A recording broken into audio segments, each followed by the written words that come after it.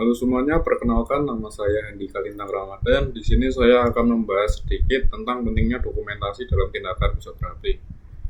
Mungkin ada yang berpikir bahwa pencatatan itu hanya formalitas, padahal sebenarnya dokumentasi memiliki peran yang sangat penting. Yang pertama, dokumentasi digunakan untuk mengevaluasi perkembangan pasien. Dari catatan yang dibuat, kita bisa melihat apakah terapi yang diberikan sudah efektif atau belum. Yang kedua, dokumentasi juga berfungsi sebagai bukti hukum jika suatu saat terjadi masalah atau kesalahpahaman.